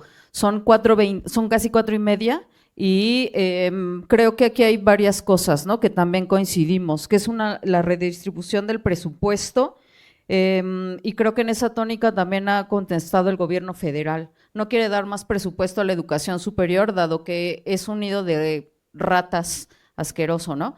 ¿Por qué no decirlo así cuando sí sucede? Cuando tenemos una diferencia presupuestal en los salarios y en las infraestructuras también dadas, ¿no? Por otro lado, también haciendo un poco estas vías de transparencia, por lo menos en la UAM ya cambiaron los reglamentos para que esta vía de transparencia sea renovada cada vez en una comisión, que es una comisión de honor que se elige en el colegio, también como una medida pues coercitiva, pensamos, para no cumplir justamente con la transparencia. La otra es que también nosotros ya detectamos que por eso decidimos hacer el encuentro interuniversitario, porque no vale, o sea, hemos observado que aunque tomemos las instancias de nuestras propias universidades, no tiene efecto. Entonces vamos hacia otros lados, ¿no? Por eso también creo que los estudiantes fueron y tomaron el Palacio Nacional, porque obviamente no fueron escuchados en su propia instancia, y eso es un esquema que se repite en todas nuestras instituciones. Creo que por eso estamos aquí, porque nuestras propias instancias no nos escuchan o no hay una voluntad real, ¿no? Creo que ahí también justo ese es el valor. Y bueno, yo les propondría que las participaciones ahorita sí las acotemos a 5 minutos o a 3 minutos con cronómetro, 3 minutos para poder darle mayor diversidad a nuestras voces. Bien, tantito antes, rápido, voy a ser breve. Un mensaje para los compañeros estudiantes. Hay que leer, y hay que leer mucho. Ciertamente, como bien dice el compañero, la autonomía no se teoriza, pero si no tenemos clara la teoría, no podemos bajar a la práctica. Entonces, la concepción de la autonomía se ha transformado mucho durante el tiempo. Y les comentaba ayer, la autonomía surgió para oponerse a la educación socialista. Esa es la naturaleza de la autonomía. Y la empujaron los de Derecho, la Facultad de Derecho de la UNAM, junto con los del Ateneo de la Juventud. Y ahí hubo una división terrible entre los científicos mexicanos, entre los que decidían quedarse a trabajar en México o exiliarse en París y en Inglaterra para huir de la educación socialista. A partir de ahí se consagra la libertad de cátedra. Y ese era el objetivo primordial de la autonomía. Liberarse y decir, ningún Estado nos va a venir a decir qué es lo que tenemos que enseñar. A la par, surgió otra universidad, la Universidad Obrera. Escisión del Ateneo, y de ahí sale Lombardo Toledano. ¿Quién triunfa? Triunfa la Autónoma. Y la Universidad Obrera queda en el museo para la historia. Después, la autonomía empieza a cobrar otro sentido en el 68, cuando vienen todas estas ideas de izquierda revolucionarias, y entonces el Estado dice no. En la UNAM, no. Y lo reprimimos. Y por eso surge la UAM. Muchos profesores que se fueron de la UNAM rechazando ese autoritarismo, se vinieron para acá. ¿Pero qué pasó? Nos pusieron un esquema atomizador, separado, en donde estamos unidades con modelos diferentes, en situaciones geográficas diferentes, y en donde ponerse de acuerdo es muy complicado. Entonces, hay que prepararnos para eso y hay que prepararnos para el debate. Nosotros en el 99, cuando ganábamos avance, era porque ganábamos el debate ante los rectores y ante toda la plana. Entonces, hay que ser truchas para dar vuelta en el debate. Adelante, compañero. Sí. Bueno, en primer lugar, para la ruta que planteas, yo plantearía políticamente. Yo creo que están dadas las condiciones para crear el frente. ¿Por qué? Pues estamos precarizados varios profesores, ¿no? El 70% lo dijo ayer Aboites, ¿no?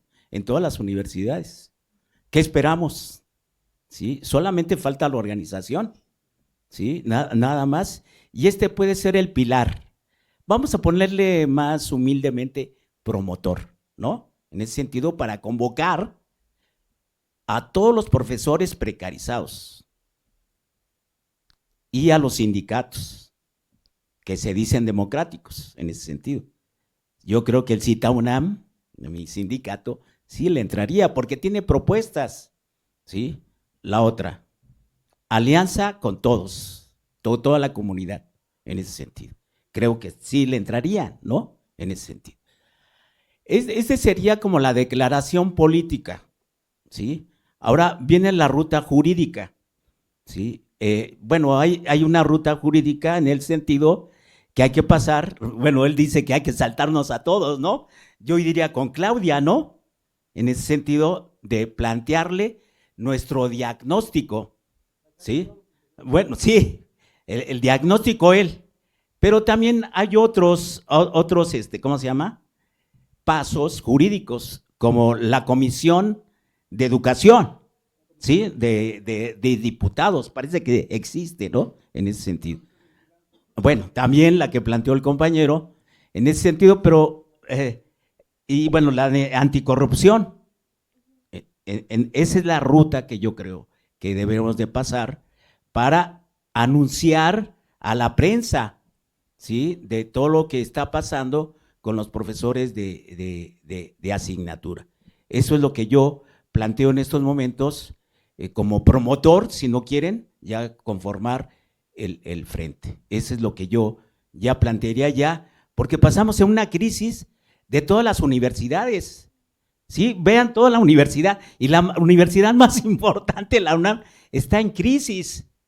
Y bueno, la UPN, no sé, ya no puedo decir más, ¿no? Pero no hay propuestas por parte del gobierno que vaya a resolver. Entonces, no nos queda que nosotros, que la organización. Gracias, compañeros, y me tengo que ir a otra reunión. Sí, gracias. La compañera de las VJs. Gracias. Gracias. Entiendo que son varios puntos que estamos cerrando, ¿no? Y que uno de ellos tiene que ver con rutas legales. A mí me gustaría hablar brevemente de nuestro caso y también porque después de escuchar a los estudiantes de la UPN, siempre es muy grato escuchar al sector estudiantil y que qué bueno que están aquí presentes y que nos dieron el panorama general de la UPN con una presencia a nivel nacional, en todos los estados. Yo sabía que había varias sedes, pero no tenía este dato de que están presentes en todas las entidades del país, que pues efectivamente es la única universidad, porque bueno, yo soy docente despedida de manera injustificada de las universidades para el bienestar, y lo que mucho se presume de este proyecto es que se supone que está en todo el país. Sí hay sedes en todos los estados, menos en Baja California Sur. Entonces la UPN sí puede, muy bien, como lo expresaron, decir que tienen una presencia a nivel nacional y que por lo mismo hace que también es más difícil organizarse así, ¿no? Como hemos visto por acá, en las VBJ y incluso dentro de los mismos estudiantes, ¿no? Como están tan dispersas y fragmentadas las sedes, ha sido bien difícil ahora que están dando la batalla para que sus títulos sí sean títulos, porque les dieron un papel apócrifo, ¿no? Que realmente no sirve para ejercer su profesión.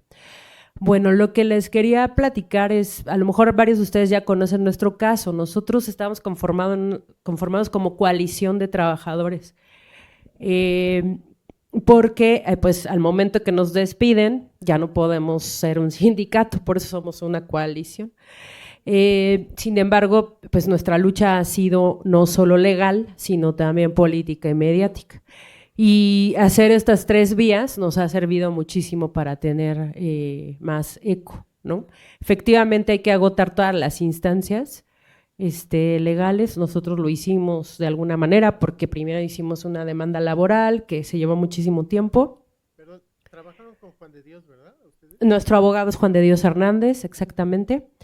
Y después de 4 años y medio apenas empezamos a ver la luz de ganar las sentencias de amparo desde el año pasado, porque fuimos escalando. En esto de agotar todas las instancias, como mencionaba el compañero, pues fuimos agotando. Primero demanda laboral, que no nos hacían caso, literalmente tenían bloqueados todos nuestros expedientes.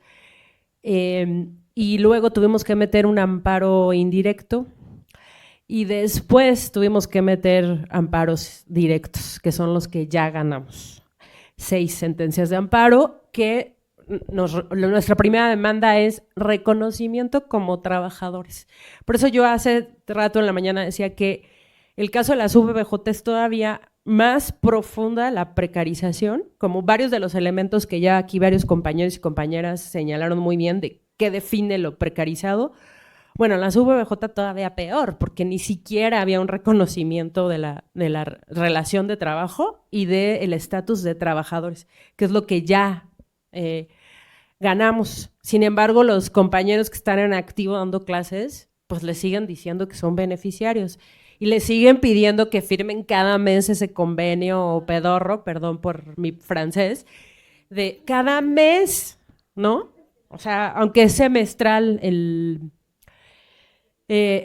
sistema en las VBJ, esos convenios de prestación de servicios que pretenden basarse en el derecho civil, pues se firman cada mes.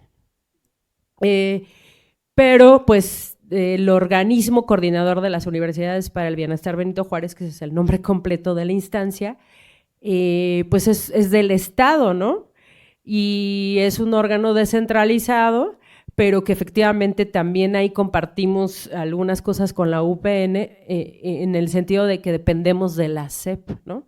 Entonces yo agregaría ahí en las instancias en las que hay que interpelar, es definitivamente también la propia SEP, en el caso de estas dos universidades, y como decía el compañero, la Auditoría Superior de la Federación. Pero déjenme decirles que eso ya se hizo con las VJ, ya salió toda la corrupción y toda la mierda que hay con un reporte de la ASF y hasta el momento no le han tocado ni un pelo a la directora. Sí, obviamente eso ya implica derecho además penal. Sí, nada más que pues nosotros llevamos 4 años y medio en lo legal y bueno, no podemos hacer todo, ¿verdad?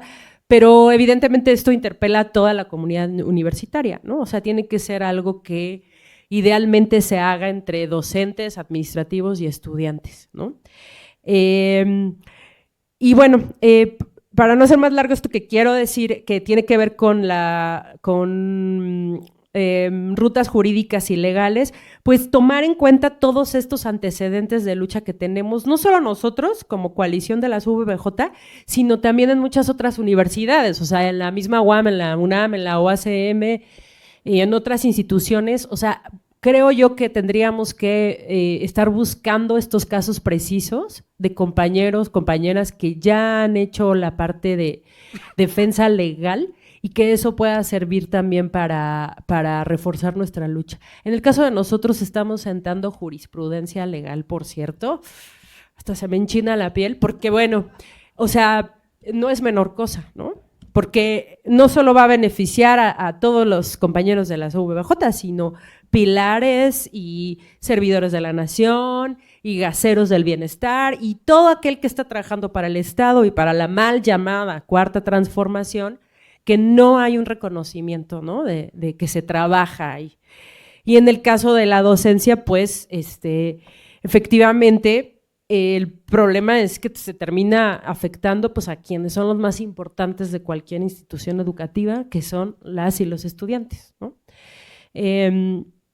Entonces, bueno, para concretar, mi propuesta es pues, buscar varios de estos casos, como los de nosotros, de éxito, digamos, por la vía legal, y pensar que lo legal siempre tiene que ir acompañado de lo mediático y lo político.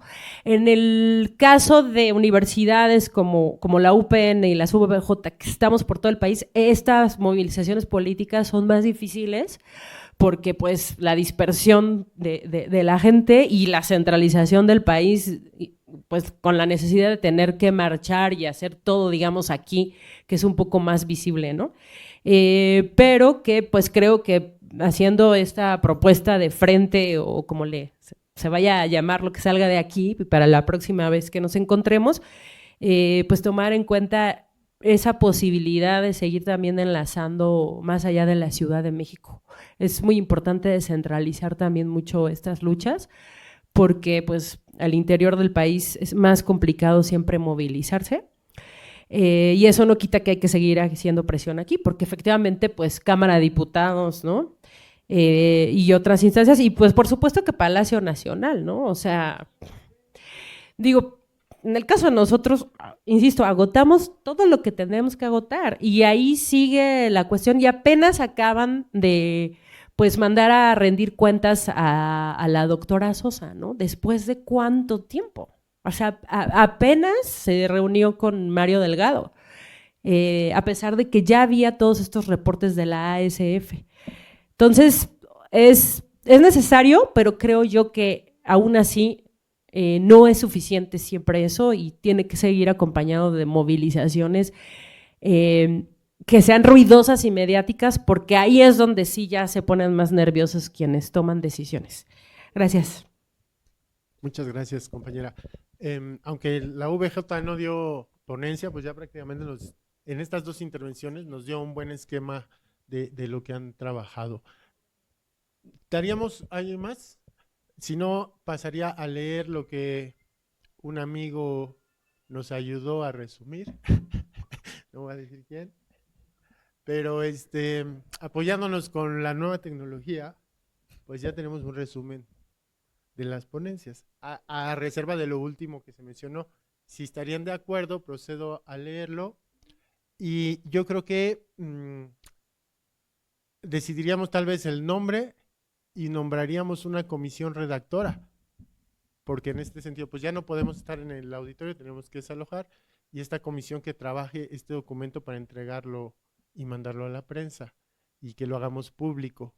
De la misma forma, pues propongo, nosotros tenemos un chat que es del encuentro interuniversitario, levantemos los contactos, nos confluyamos en ese grupo y empecemos a trabajar. A lo mejor siempre es lo mismo, se nombran comisiones que no terminan funcionando, pero podemos nombrarlas de manera formal y tratar de que jalen esas comisiones, ¿no? Con miras a preparar este tercer foro y preparar esta lista de acciones, ¿no? O de propuestas, cómo las podríamos aterrizar en una agenda de lucha que vaya por estas vías que hemos planteado aquí. ¿De acuerdo? ¿Sí? Bueno, entonces procedo a leer más o menos, a ver qué tal funcionan estas cosas.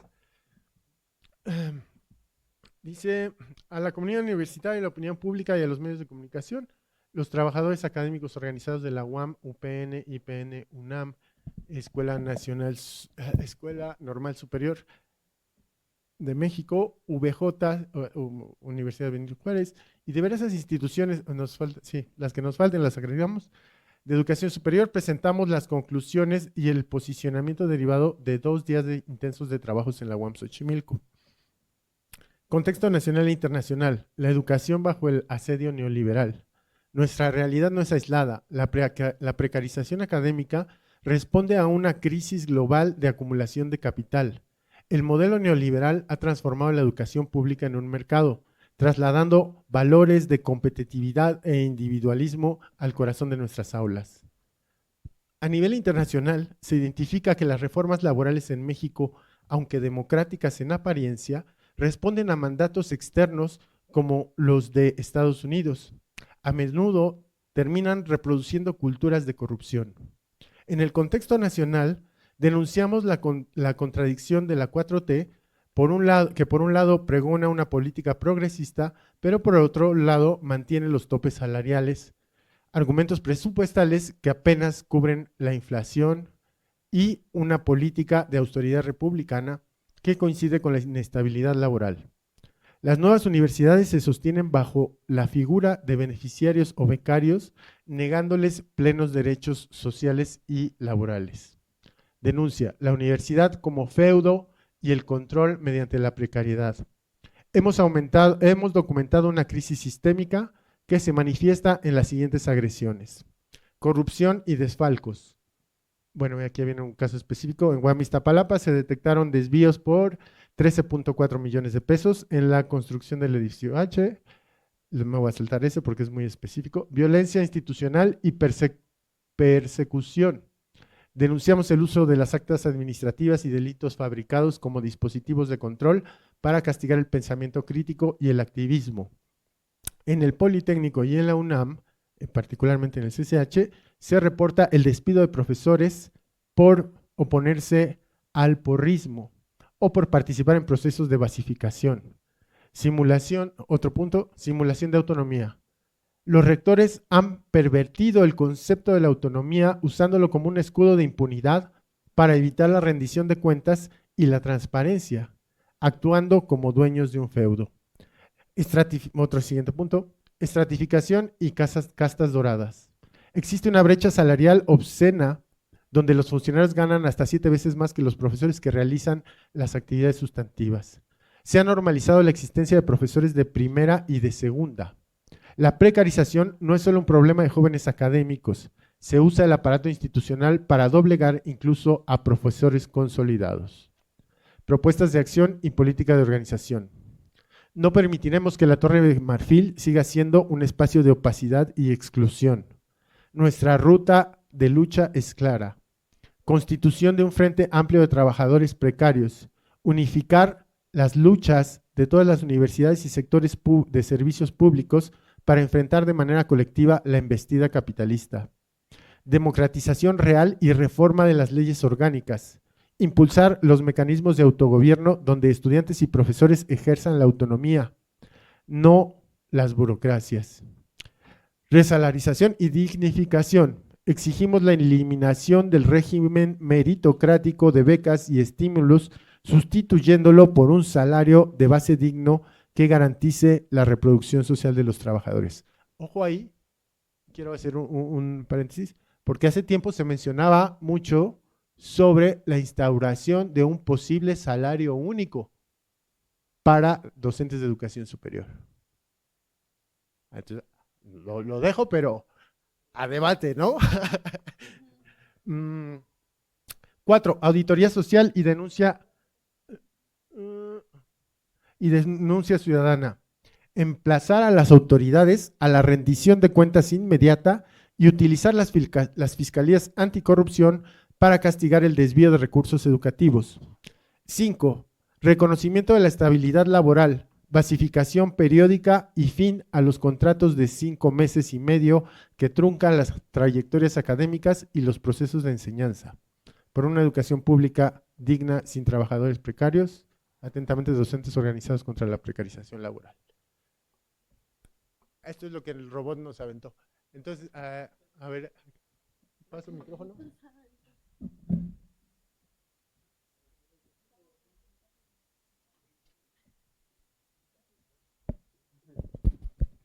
Nada más también ahí muy concreto. Cuando se habla de los casos específicos, sí pediríamos que se incluya la Normal Superior, bueno, y el nombre completo, ¿no? Escuela Normal Superior de México, con algunas cuestiones que mencionó hace rato el profe Saúl. Hay una poca claridad presupuestal, ¿no? No se sabe en realidad y ahorita hay una solicitud de información a diferentes niveles que no ha sido atendida. Y la cuestión de falta de profesores con la subsecuente saturación y sobrecarga académico-administrativa, ¿no? Eso para el pronunciamiento. Y nada más ahí como de manera general dentro de las propuestas, sí, evidentemente, si algo nos convocó aquí a nosotros en particular el día de hoy, es que encontramos la convocatoria a este segundo encuentro de manera, pues casual en redes sociales, ¿no? Entonces sabemos de problemáticas que han tenido, por ejemplo, también los profesores de la ENA en los últimos años, ¿no? Sí. Entonces hay muchos que, ya no se diga del interior del país que no están aquí, pero también de aquí mismo que sería importante rescatar, o sea, buscar cómo se hace el vínculo, ¿no? Es decir, fortalecer los lazos con otras instituciones. Y dentro de ese, bueno, evidentemente fortalecer y hacer el llamado a otro foro, encuentro, como se quiera llamar, y dentro del pronunciamiento, pues, incluir eso, ¿no? De la certeza, o sea, parte esencial debe de ser la certeza laboral, o sea, no estar en ese vilo semestre o trimestre tras trimestre, pero que también sea una entrada digna, es decir, la dignificación de la labor docente, porque pues también yo puedo tener, como decía ayer, mi caso particular, 9 horas basificadas, con eso no me da para vivir, o sea, yo tengo cierta certeza laboral que tampoco me pone en una posición de privilegio, ¿no? Nada más, o sea, creo que eso debería ser parte del eje, certeza laboral y dignificación en cuestión económica, evidentemente, de la labor docente.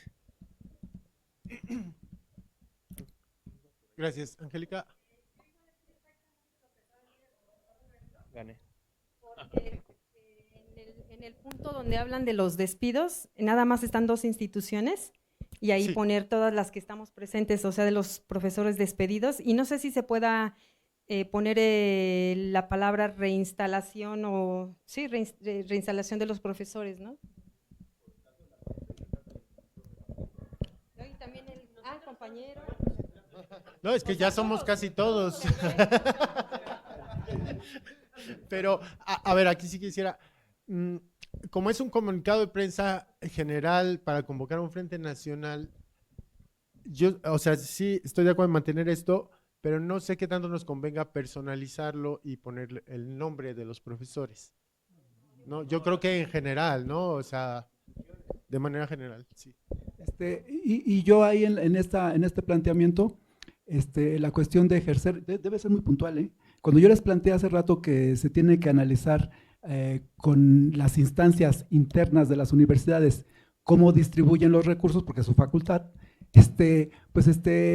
como son recursos públicos, sí pueden ustedes una ruta de acción, y la ruta de acción, como bien decían los compañeros que ya la hicieron, ¿no? Que presidieron, se tendría que hacer como una ruta de acción, la solicitud vía transparencia ahorita al sistema anticorrupción de los presupuestos por universidad, o sea, el presupuesto de la Universidad Autónoma Metropolitana, ¿cuánto es? ¿Sí? Y solicitársela antes se solicitaba al INAI, ahora se va a solicitar a la Secretaría Anticorrupción. A la Secretaría de Corrupción hay que, por escrito, solicitarles el presupuesto de la UAM, ¿sí? Solicitarles el presupuesto de la UNAM, solicitarles el presupuesto de la ACM, solicitar el presupuesto de las universidades que hay públicas, ¿no? O sea, cada estudiante o profesor, ¿sí? Y en grupo sería mejor solicitara el informe que es vía transparencia del presupuesto por universidad, ¿sí? Y hacer exactamente ese estudio de la disparidad, ¿sí? Y el siguiente paso sería debatirlo y presentarlo a la Comisión de Transparencia de la Cámara de Diputados y a la Comisión de Educación, ¿sí? Para decirle, oigan, ustedes están dando el presupuesto a las universidades, pero aquí tenemos un problema, ¿sí? De que las rectorías y las tesorerías de las universidades están mal distribuyendo los recursos, ¿sí? ¿Sí? Entonces, para que se les presione, hay que emplazar. Gracias. También quería comentar con respecto al presupuesto. Yo creo que ahí tendríamos que tener mucho cuidado porque cuando se pide aumento de presupuesto a las universidades, se va direccionado a todo el aparato de evaluación. Entonces hay que ponerle etiqueta, como decía el profesor, al presupuesto, ¿no? Que fue una de las demandas del movimiento del 86, que se exige el aumento de presupuesto a nivel universitario, pero se estaba construyendo todo lo que tenía que ver con estímulos, todo lo del aparato evaluador. Entonces ahí se va direccionado ese presupuesto, entonces hay que ponerle nombre, ¿no? Sí, yo creo que… Yo nada más para clarificar, hay que pedir el presupuesto que presentan las universidades a la Cámara de Diputados. O sea, cada año con año les presentan un presupuesto donde desglosan todo a detalle, así tiene que ser. No todo, sí, ¿eh? Sí, no. hay cosas que no desglosan. Ah, bueno. Por eso ahí es donde metemos. Sí, pero primero hay que pedir eso, porque nos van a dar las partidas presupuestales y ya después tendría que formarse una comisión que analice y estudie eso, precisamente para ver los casos ocultos, ¿no? Y la mala distribución y decir y denunciarlos, ¿no? Denunciarlos ante la Cámara de Diputados, decirle, este año va a venir mi rector a pedirte recursos, pero mira, tenemos este problema y este problema, ¿sí? ¿Sí? Entonces yo creo que sí es importante emplazar a los rectores y a sus tesorerías en cuanto a la distribución de los recursos y el debate y tomar la plaza de la rectoría y tomar la plaza de la tesorería universitaria y exigirles que no sean gandallas. Ok, entonces Sí, le voy a poner también como creo que hacer ahí énfasis hacer en la capítulo petición del presupuesto ejercido, o sea, no solo porque hay dos presupuestos que hacen, un presupuesto prospectivo, o sea, como a verlo, me lo voy a gastar mis 5 pesos así, y la otra es cómo me los gasté. Y creo que en ese juego es donde justamente se enmascaran cosas. Entonces se habría que pedir ambos presupuestos, el ejercido y el propuesto, ¿no? Por llamarlo de alguna razón. Sí, exacto. Bueno, estamos a 5 minutos. ¿Algún comentario más? ¿Algo que querramos sumar? Sí, yo quisiera, antes de cerrar, pues que organizamos esta comisión, que vayamos pensando a cuánto tiempo podríamos ir conformando el siguiente evento, de 1 mes, 2 meses, 3 meses, o prefieren que hagamos una reunión entre nosotros y convoquemos a más compañeros para enseñarles este plan de acción? ¿Qué proponen? A ver. Sí, lo más viable creo sería la reunión como para reorganizar